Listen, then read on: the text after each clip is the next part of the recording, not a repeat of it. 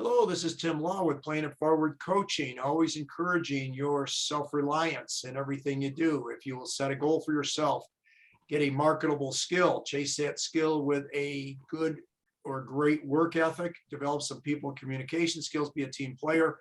There is no limit to what you can do as far as your life and career here in this country. Big thank you to over 460 people who have subscribed to this channel, Playing It Forward Coaching. I am over the top happy to have a guy I consider like a son to me. Graduated 2018 out of Northeastern High School. Phenomenal athlete. Actually, the best high school athlete I've ever seen. And now taking his great skills into college at Pitt-Johnstown, the amazing Fred Mulbah. So Fred, welcome. Tell us a little bit about how things are going for you. First of all, thank you for having me. It's always a pleasure to be on the show. But things have been going well. I mean, we started off the season 6-2. My grades are all good, so I'm at a good place right now.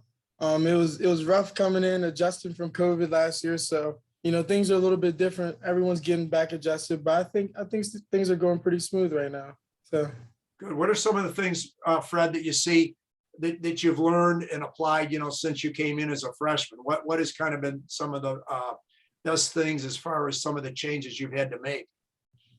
I think a big thing for me, especially from freshman year, is keeping the main thing.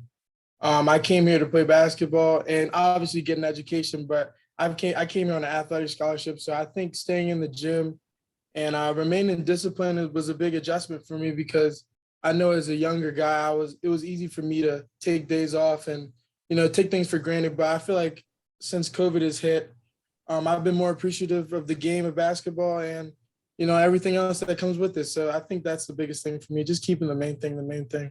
Sure. No, it makes total sense. And my understanding is, you, Antonio, and a lot of the other athletes that are playing collegiately, you guys picked up that extra year because of COVID. Is that correct? Yes, sir. Mm-hmm. Yeah. And what do you have to say as far as your teammates and coaches are concerned? Can you give them a little bit of a shout out as far as, how much they've helped you and everything? Oh, I mean, my teammates are great. My coaches are even better.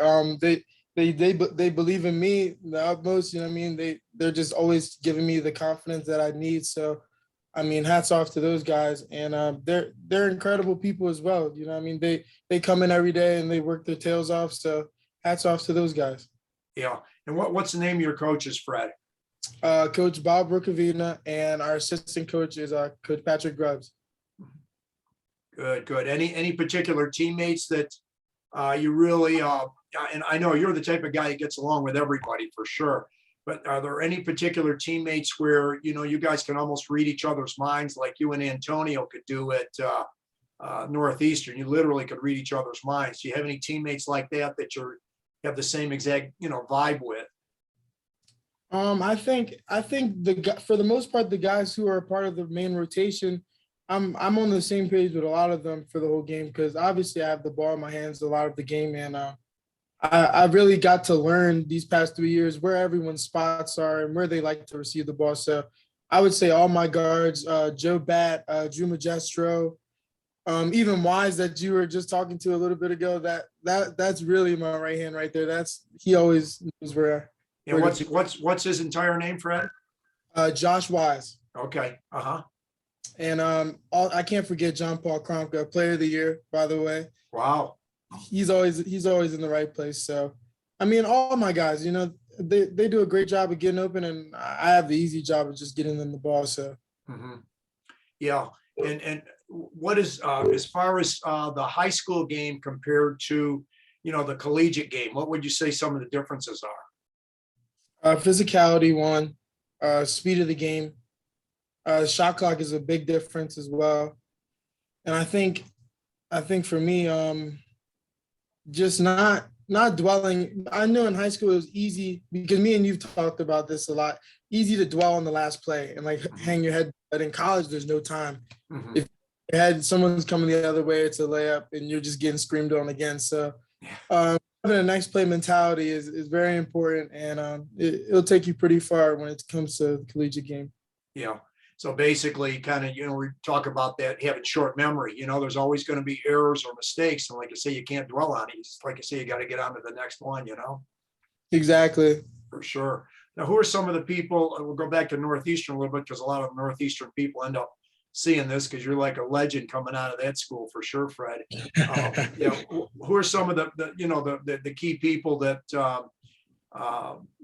you felt really helped you along? Coach Jon Eyster was real big, and several of those guys. So who would you say there? Coach Jody Myers, you helped me out a lot. Me and you've talked almost every day before every game, so you're definitely up there. If you're not number one, you're number two. Coach Daryl Hamilton, that's leading back to when I was younger. Obviously, Coach Eyster, Coach TJ, Coach Dutt. TJ McLain. Yeah.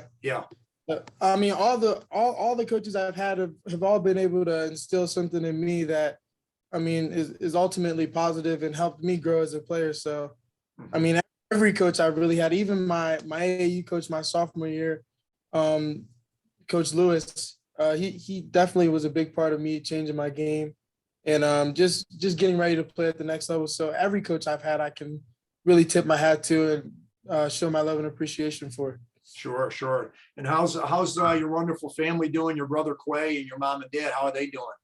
Oh, my family, they're always working hard. My dad and mom have been to quite a few games recently. Woo's good. Woo's starting to come into his show as a man, so he's figured himself out. And my sister as well. I mean, one of my sisters recently moved to Johnstown, so I got family close up here that I can lean on and see whenever I'm a little lonely. But I mean, things are pretty well for them. Good. And what as far as any more games that you're going to be playing closer to this area here? Yeah, I know you were just here a week and a half ago, something like that. Do you have any more coming in this part of the state, or more of them at Pitt-Johnstown? I think the closest we're going to get is probably Pitt-Johnstown. Maybe when we get towards playoffs or later in the season, I might be back around that way. But for the most part, the closest you guys probably get is probably Johnstown. So unfortunately. Yeah. But I wish I realized a week and a half ago. I saw you were on the news because of the great job you did against Millersville and one of the other teams in this area. Didn't realize that you were here because probably could have caught that game if had I been aware of it. Right. No, it just happened so fast. I mean, the season, we're already at 8 games. You know what I mean? So yeah, the season's just rolling, and it's hard to keep up with everyone when you have a goal in mind and you're just so focused and ready to go. So it's definitely me, but sorry. Yeah, no, that's all right. Yeah. Hey, who would you say is your biggest competition as far as your conference is concerned? You always got to give your respects to teams like IUP, Mercyhurst, Shippensburg. That's East Side, but Shippensburg, Westchester. The league all around is pretty competitive. Everyone's getting new guys, so I mean, you got to play every game like it's your last, and like every game is a big game. So I would say everyone really. Sure. No, I get it. Well, and regardless of how well or not so well you're doing, you're always getting prepared for that very next game.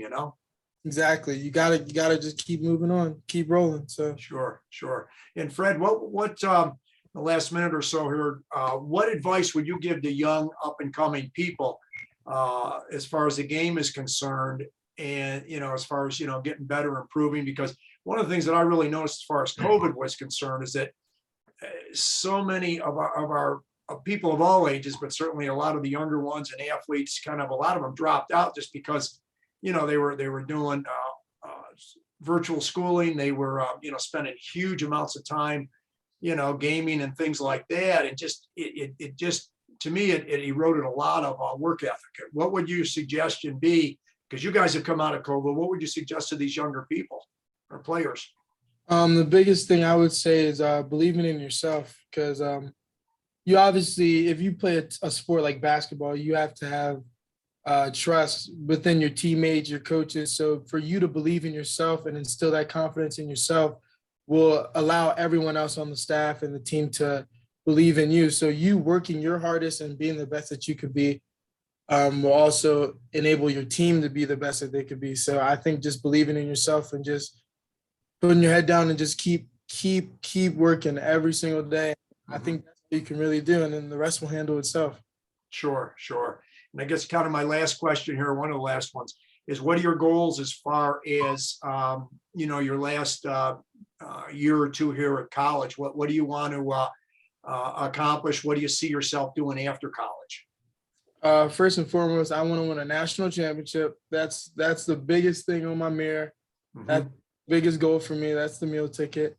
And after college, hopefully just play professionally somewhere and help another organization be as good as they can be. Those are really my goals, and I mean those are enough to motivate me. So Yeah. Well, and your game is I mean, you were at such a high level when you were in high school, but obviously you're on an even higher level now, and that's got to give you a lot of satisfaction. it definitely does, but it just it allows me to stay hungry as well. Seeing the success, not being comfortable with the success, I know what comes with it. I've seen a million players talk about how good they were doing, but it all doesn't matter if you can't do it the next game. You just got to keep on working and keep hoping for the best. So Sure, sure. Well, that consistency is really, really important, Fred. So, hey, this has been fantastic. I appreciate it. Can you hang for a minute or two when we get done here? oh yeah, of course, I always got time. All right. Thanks, Fred. Love you like a son, as I always say, my man. Yep. Hey, love you too, man. Appreciate you for having me on the show. It means a lot. Well, thank you, Fred. I appreciate your time.